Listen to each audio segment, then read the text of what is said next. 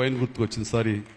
And and అలాగా ఇదే energy తోటి, ఇదే యంగ్స్టర్స్ తోటి ఇండస్ట్రీ కళకళాలని కోరుకుంటున్నాను. And last but not least my brother, నాకు బిడ్డతో సమానం, దేవిశ్రీ ప్రసాద్. అండ్ దేవిశ్రీ ప్రసాద్ తన ఎనర్జీ అంటే ఇందాక చూశారు కదండి, లైవ్ షో చేసేసాడు ఇక్కడ.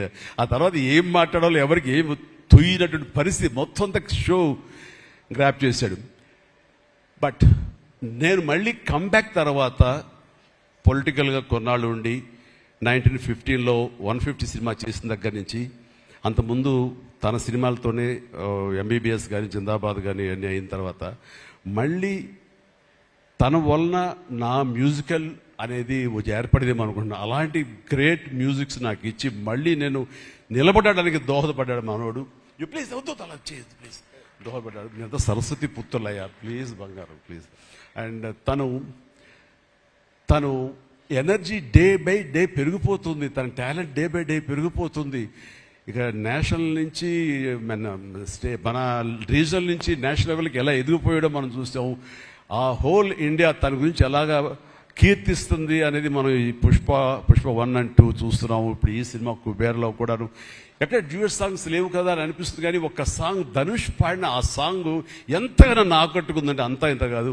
దానికి ఇద్దరు ఒకరొకరు కాంప్లిమెంట్ చేసుకుంటూ ఆ సాంగ్ అంత బాగా హిట్ అవడానికి దోహదపడింది. అట్లాగే సినిమా చూస్తుంటే మ్యూజికల్గా ఉంది తప్ప నాకు ఎక్కడ డ్యూయట్ సాంగ్స్ వేరే లేవి అనే ఫీలింగ్ రాలేదు.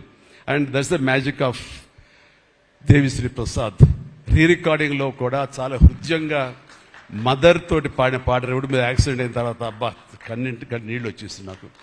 మన రైతుల మీద పాడే గుర్తుందా మన 150 సినిమాలో, నీరు నీరు నీరు అంటూ దాన్ని మరిపించిన సాంగ్లో అనిపించింది. అండ్ అది వెరీ మచ్ రిలవెంట్ సాంగ్. అట్లాగా తన ఆర్ఆర్ బ్యాక్గ్రౌండ్ కూడా తన సాంగ్స్ ద్వారా అవన్నీ కూడా అత్యద్భుతంగా కనిపించేలాగా వినిపించేలాగా చేశారు. దానికి దోహదపడినటువంటి లిరిసిస్టులు ఇక్కడే ఉన్నారు.